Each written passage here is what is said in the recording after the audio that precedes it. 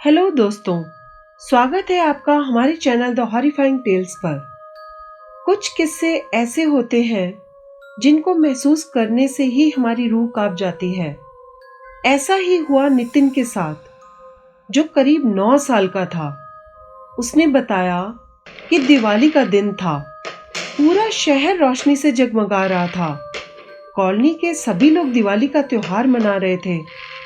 चारों तरफ जगमगाती रोशनी थी। नितिन भी अपने पापा राजेश और माँ मेघा के साथ बहुत खुश था।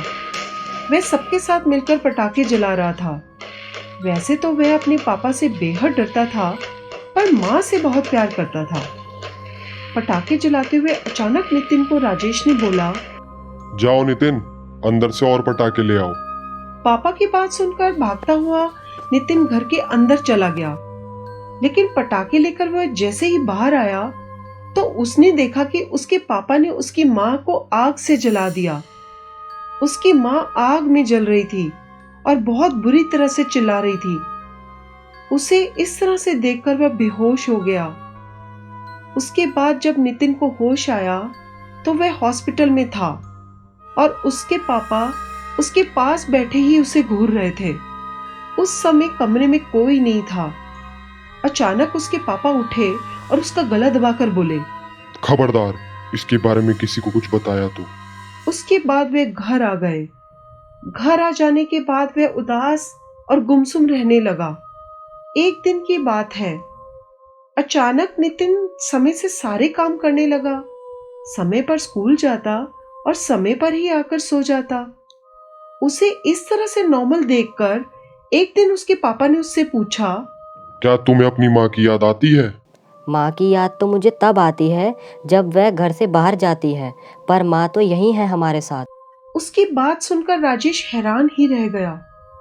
फिर उसने नितिन से पूछा, कहाँ है माँ? पता नहीं, हमेशा वो आपके पीछे ही क्यों रहती हैं, पर अब मुझे डर नहीं लगता। अचानक राजेश ने पीछे मुड़कर देखा तो उसके पीछे मेघा के रूप में कोई उसे पीछे खड़ा दिखाई दिया था। उसे देखकर वह बेहद डर गया और कमरे के बाहर की तरफ भागने लगा। अचानक पापा का पैर उलझ गया और वह वहीं रखे टेबल से टकराकर गिर गए और वे जख्मी हो गए। अपने पापा को इस तरह से देखकर नितिन ने अपने चाचा को फोन लगाया। जब तक उसके चाचा घर आए तब तक उसके पापा मर चुके थे।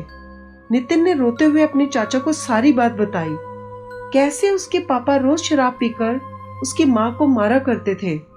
और उस दिवाली की रात को भी नितिन ने अपने पापा को अपनी माँ को जलाते हुए देख लिया था, पर पापा के डर की वजह से वह कभी कुछ किसी से नहीं कह पाया। वह अपनी माँ से बहुत प्यार करता था। शायद उसकी माँ इसीलिए उसे दिखाई देती थी। उस घटना के बाद से आज भी नितिन अपनी माँ को याद करके रोता है और फिर वह दिवाली नहीं मना पाया।